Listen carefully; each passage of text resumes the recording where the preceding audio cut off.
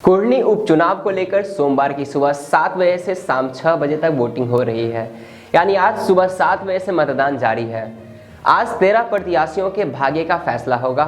कड़ी सुरक्षा के बीच 3,11,728 मतदाता इन उम्मीदवारों के भाग्य का फैसला करेंगे। कुर्नी में जदयू और भाजपा के बीच मुख्य रूप से लड़ाई मानी जा रही है और दोनों ही दल एक एक अपेक्षाकृत छोटी पार्टी की सेंधमारी से सहमे हुए हैं। इस उपचुनाव के मतदान के बीच वीआईपी के प्रमुख और पूर्व मंत्री मुकेश सहनी का दावा किया है कि उनकी पार्टी का ही जीत है। आइए आज की वीडियो में हम जानते हैं कि कुर्नी उपचुनाव में किस पार्टी का कितना दाव है। नमस्कार, आप देख रहे हैं प्राइम लाइव और मैं हूं आकाश। मुजफ्फरपुर जिले के कुर्नी विधानसभा उपचुनाव के लिए आज वोट डाले जा रहे हैं। उससे पहले वीआईपी के प्रमुख और पूर्व मंत्री मुकेश सहनी ने अपने पार्टी के जीत का दावा किया है। उन्होंने कहा कि कीचड़ समाप्त करने के लिए कीचड़ में उतरना पड़ेगा। कुर्नी उपचुनाव मात्र एक चुनाव नहीं है, बल्कि इस उपचुनाव का परिणाम यह साबित करेगा कि अब राजनीति में सत्ता और धन नहीं, बल्कि जनता के हक और उसके विकास की बात करने वालों को ही जनता साथ देगी। वीआईपी ने कुर्नी के स्थानीय और जन सेवा के प्रति समर्पित युवा को टिकट देकर चुनाव मैदान में उतारा है।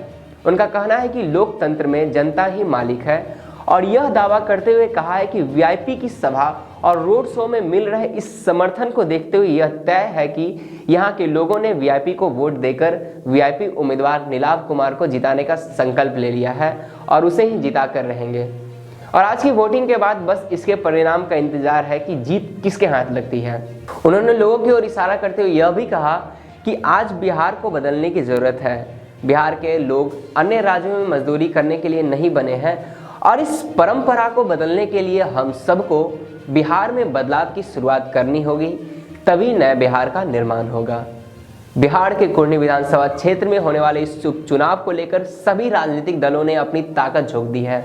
यह उपचुनाव महागठबंधन और बीजेपी के लिए प्रतिष्ठा की लड़ाई बन चुकी है। बिहार के मुख्यमंत्री नीतीश कुमार की पार्टी जेडीयू और बीजेपी करीब 4 महीने पहले अलग होने के बाद पहली बार कुर्नी विधानसभा सीट पर उपचुनाव में आमने सामने है। यह उपचुनाव मौजूदा विधायक अनिल कुमार सहनी की अयोग्यता के कारण हो रहा है। वह आरजेडी के टिकट पर 2020 के बिहार विधानसभा चुनाव में यहां से विजयी हुए थे। कुर्नी उपचुनाव में कुल 13 उम्मीदवार चुनावी मैदान में हैं। हालांकि मुकाबला मुख्य रूप से जेडीयू के मनोज सिंह कुशवाहा और बीजेपी के केदार प्रसाद गुप्त के बीच ही है। दिलचस्प बात यह है कि पहले दोनों नेता इस सीट से विधायक रह चुके हैं। पिछले 2 चुनावों को देखें तो 2022 के उपचुनाव में वीआईपी के उम्मीदवार पर सबकी नजर रहेगी। इतिहास गवाह है कि मुजफ्फरपुर के कुर्नी विधानसभा सीट पर हर चुनाव में अलग अलग समीकरण देखने को मिलती है। कुर्नी उपचुनाव में जेडीयू नेता मनोज कुशवाहा महागठबंधन के प्रत्याशी हैं, वहीं एनडीए से बीजेपी उम्मीदवार केदार प्रसाद गुप्त हैं। इन दोनों के बीच सीधा मुकाबला माना जा रहा है। मनोज कुशवाहा और केदार गुप्ता दोनों पूर्व मुखिया के साथ साथ पूर्व विधायक भी रह चुके हैं। केदार प्रसाद गुप्त एक दुर्घटना वाले मामले में काफी चर्चित हुए थे और दोनों उम्मीदवार अपनी अपनी पार्टी से लगातार जुड़े रहे। इलाके के लोगों से पता चलता है कि मनोज कुशवाहा ज्यादा सुलभ नेता रहे हैं। उनका ज्यादातर समय लोगों के बीच और स्थानीय पार्टी कार्यालय में ही बीतता है। दूसरे टर्म में चुनावी टिकट नहीं मिलने के बाद भी जनता से मनोज कुशवाहा दूर नहीं रहे।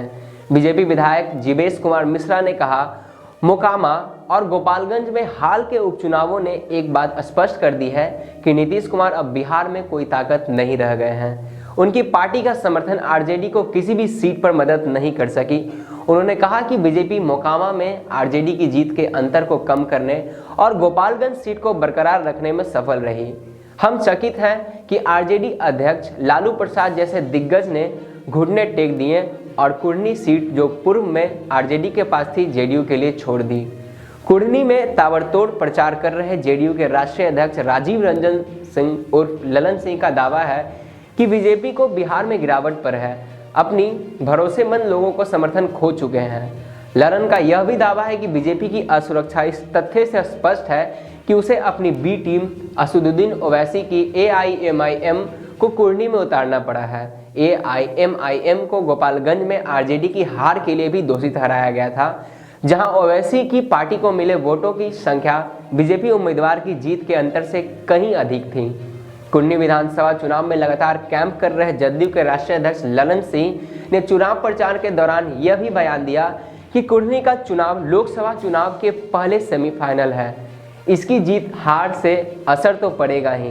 ललन सिंह के इस बयान से समझा जा सकता है कि कुर्नी का परिणाम बिहार में तमाम राजनीतिक दलों के लिए क्या महत्व रखता है। कुर्नी में महागठबंधन ने जदयू की तरफ से मनोज कुशवाहा को अपना उम्मीदवार बनाया है। यही वजह है कि महागठबंधन के उम्मीदवार की जीत का दावा किया जा रहा है।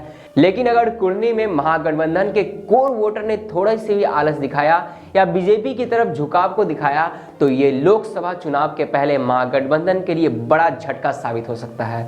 खासकर लवकुश और अति पिछड़ा वोटरों का इनका झुकाव बीजेपी को लोकसभा चुनाव के बेहद मजबूत बना सकता है, क्योंकि बीजेपी के पास जो उसका वोट बैंक माना जाता है वो वैश्य, सवर्ण और अति पिछड़ा और कुशवाहा का है। अगर उसके साथ साथ ये मजबूती से बीजेपी के साथ जुड़ गई तो फिर बीजेपी को रोकना आसान नहीं होगा। ऐसा नहीं है कि दांव पर सिर्फ महागठबंधन का वोट बैंक ही है, बल्कि एनडीए के लिए भी ये उपचुनाव बेहद महत्वपूर्ण है। महागठबंधन की नज़र भी सवर्ण, खासकर भूमियार और राजपूत वोटरों पर मजबूती से टिकी हुई है और इन जातियों के बड़े नेताओं ने कुर्नी में कैंप कर रखा है। बीजेपी के वोट बैंक माने जाने वाले अति पिछड़ा और सहनी वोटर के साथ साथ शराबबंदी की वजह से नाराज बताई जा रही दलित जातियों में सेंधमारे की कोशिश में लगी हुई है और उसकी नाराजगी को भुनाने के लिए चिराग पासवान को ही मैदान में उतार चुकी है।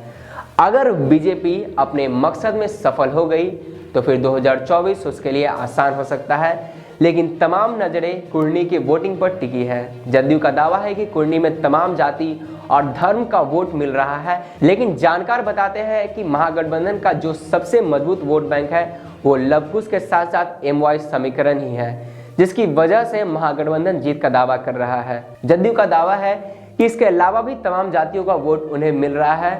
अब देखते हैं कि कुर्नी उपचुनाव का परिणाम किसके नाम होता है। फिलहाल इस वीडियो में इतना ही। ऐसी ही अपडेट्स के लिए बने रहे हमारे साथ प्राइम लाइव पर।